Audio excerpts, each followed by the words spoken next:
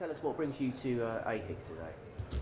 Well, it's a fifth year where the event is being conducted, and the idea is to basically be close to our clients, investors, developers who are having an interest in the region in order to be able to help them in those circumstances which are a bit more difficult than the ones we have been encountering over the last 4 years. And what's the mood at AHIC of how the market is? I think the mood is reasonably good considering the circumstances. I think the Middle East region has a different approach versus Europe, for example, and everybody looks at it as a temporary situation that will basically allow some restructuring on one side, but probably for a better future thereafter. Then I don't think we're in a doom and gloom type of a scenario we may see in other marketplaces.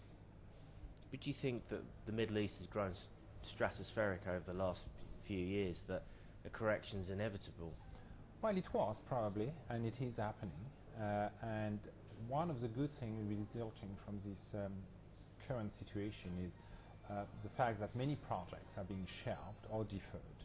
And that is going to give us opportunity for a pause in order to absorb all of the additional supplies that has come in and that is still coming in. But at least we're going to make a pause with respect to many other projects which were not really realistic, at least in the short term. Then that is going to rationalize a little bit the market supply for the next few years. Do you think it'll be longer then for when Dubai is completed?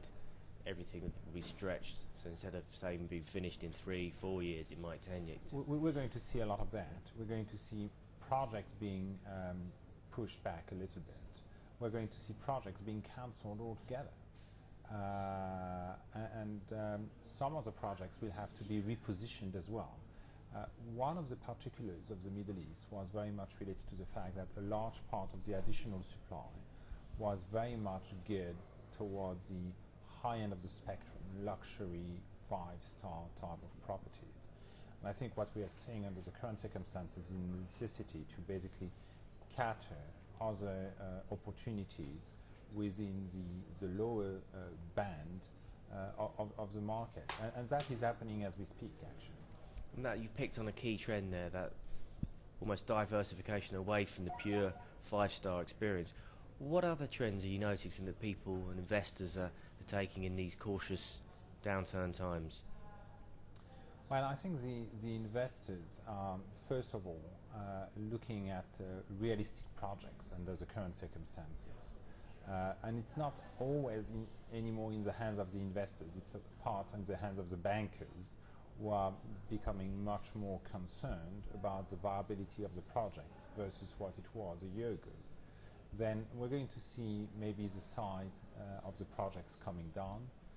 We're going to be more strict with respect to the financial conditions.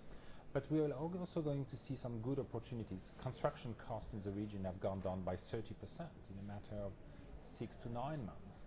That is going to offer new opportunities for projects who had the right rationales attached from the beginning, but because of the escalation of raw materials and the like, became impossible to develop. We're going to see basically opportunities along those lines because construction costs have gone down significantly. And what do you see as the key hotspots and where the smart money is going in the region? Well, we see keen interest for new markets. The first one I would say is Saudi Arabia, where clearly there are significant opportunities there, and it is becoming a destination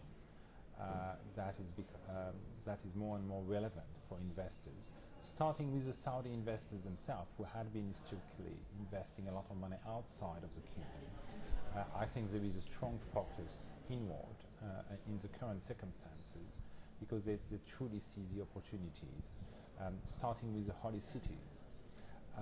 We see also new interest for places which were not necessarily on the radar screen of investors, such as Syria, Yemen, Libya, Algeria, which are not traditional bastions for heavy investments. I'm not saying that we are seeing huge flows of capital going towards those countries, but there is certainly an interest taking place. Okay, Thierry, thank you very much for joining us on Breaking Travel News and for sharing your thoughts with us. My pleasure.